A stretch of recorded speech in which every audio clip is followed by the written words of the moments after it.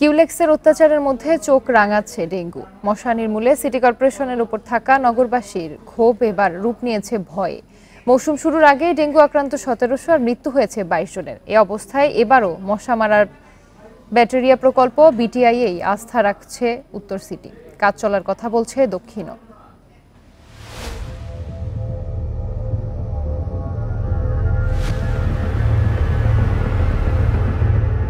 ঢাকা উত্তর সিটি কর্পোরেশনের নতুন ওয়ার্ডের দক্ষিণখান এলাকা। কচুরিপানায় ভরা এই জলাশয়ে পানির দেখা পাওয়াই কঠিন। শুধু উত্তরাবাসী নন, মশার এই অত্যাচারে অতিষ্ঠ প্রায় গোটা রাজধানী। উত্তর ঢাকার মিরপুর, মোহাম্মদপুর, কল্যাণপুর, তেজগাঁ সহ প্রায় সব এলাকাতে একই অবস্থা। ব্যতিক্রম নয় দক্ষিণের শ্যামপুর, কদমতলী, জুরাইন, মুগদা, যাত্রাবাড়িও।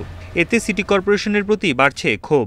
সিটি কর্পোরেশনের লোকজন আসে, তবে এই দিকে কম আসে আর কি। অন্য রুটগুলোতে ওরা মাঝে মাঝে সিটাইয়ে দেওয়া যায়। এখানে সরকারি কোনো ওষুধ কল কিছুই নাই জায়গায়। সন্ধ্যা হইলেই মধুন যায় এখানে কি অবস্থাজনক। মশাতে করতে দেয় বাবা, এইটার কইবার দোকান নাই। তবে এর কারণ হিসেবে প্রকৃতির অস্বাভাবিক আচরণের কথা বলছে সিটি কর্পোরেশন। তাদের দাবি কাজ চলছে, শিগগিরই হবে পরিস্থিতির নিয়ন্ত্রণ। মশার উপদ্রব বেড়েছে সেসব জায়গায় আমরা আবার ব্যাপকভাবে কার্যক্রম করেছি, যার ফলশ্রুতিতে আপনি লক্ষ্য করবেন যে এখন কিন্তু ঢাকা দক্ষিণ সিটি কর্পোরেশনে একদম মশা নেই বললেই চলে, পূর্ণ নিয়ন্ত্রণে। যে breeding place we have identified it, সেই সব জায়গাগুলো আমরা ইন্টারভেইন করছি। যেমন ধরেন লেক আছে, খাল যেগুলো, সেগুলো পরিষ্কার করছি। শুধু কিউলেক্সের অত্যাচার নয়, এরই মধ্যে বাড়ছে ডেঙ্গু রোগী। স্বাস্থ্য অধিদপ্তরের তথ্যেও মৌসুম শুরুর আগেই আক্রান্ত 1700 জন, মৃত্যু হয়েছে 22 জনের।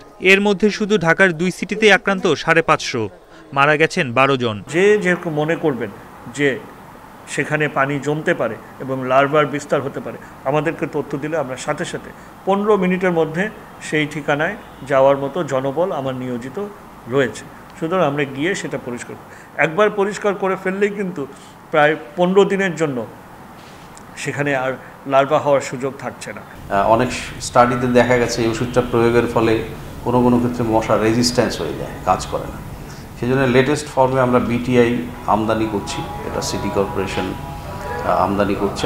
কীটতত্ত্ববিদেরা বলছেন ঠিকঠাক ওষুধ ছেটানো গেলে 2023-এর মতো ভয়াবহ পরিস্থিতি থেকে নিস্তার মিলতে পারে। তবে ঢাকার বাইরের পরিস্থিতি নিয়ে তাদের শঙ্কা কাটছে না। বনি ইবনে কামাল, ইন্ডিপেন্ডেন্ট নিউজ, ঢাকা।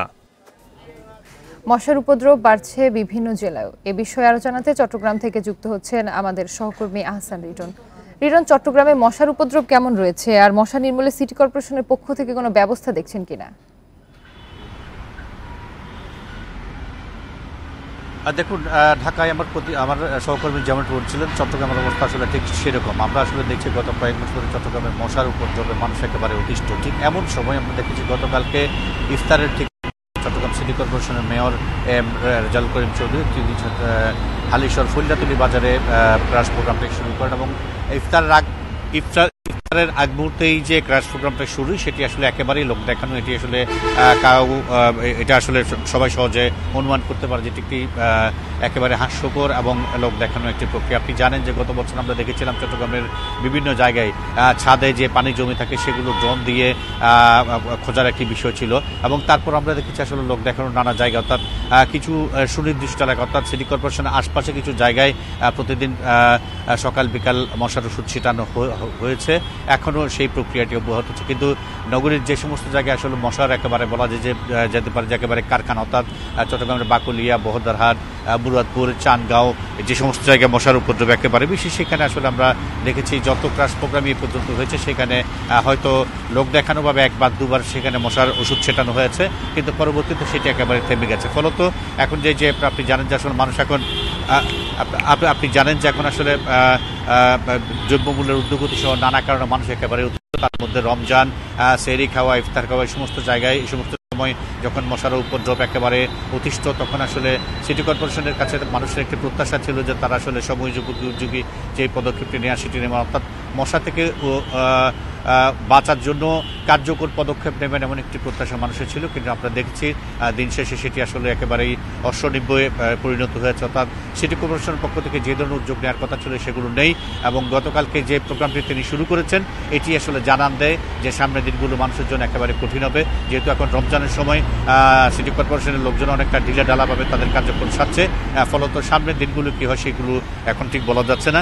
তবে একটি আশার বিষয় হচ্ছে এখনও পর্যন্ত চট্টগ্রামে ঠিক সেই অর্থে ডেঙ্গু রোগী শনাক্ত হয়নি।